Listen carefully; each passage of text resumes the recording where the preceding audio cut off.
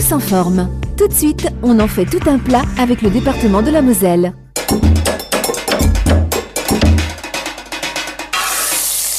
Aujourd'hui, nous allons mettre notre grain de sel. Le sel est connu depuis la préhistoire pour ses caractéristiques d'assaisonnement et de conservation des aliments. Alors suivez-moi.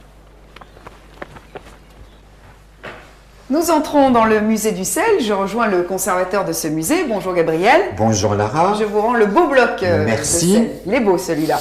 Alors, est-ce qu'il existe différentes sortes de sel? En fait, il n'existe qu'une seule formule chimique du sel, c'est NaCl, mais il y a différents moyens de l'extraire. La première que tout le monde connaît, c'est par évaporation de l'eau salée, l'eau de mer, ou bien dans des puits salés.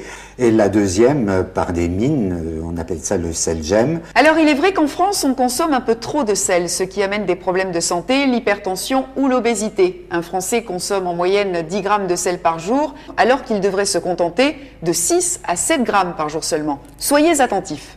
Le sel possède une fonction d'exhausteur de goût qui explique son utilisation en cuisine, mais est-il vraiment bon pour la santé? Oui, modérément, c'est bon pour la santé, pour trois raisons. La première, le chlorure de sodium est un excellent conducteur pour les tissus nerveux. C'est en même temps un très bon aliment pour les muscles.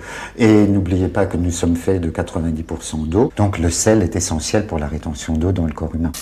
Véronique, bonjour. Bonjour. Vous êtes une spécialiste, alors il paraît, pour la recette du poulet fermier en croûte de sel. Quelle est la recette?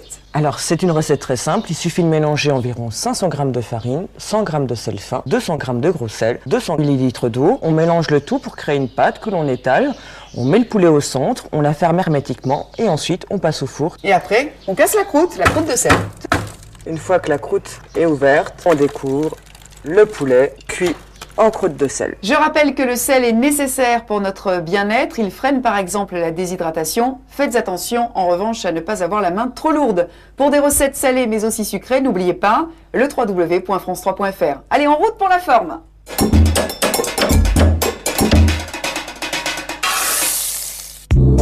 Tous en forme. C'était On en fait tout un plat avec le département de la Moselle.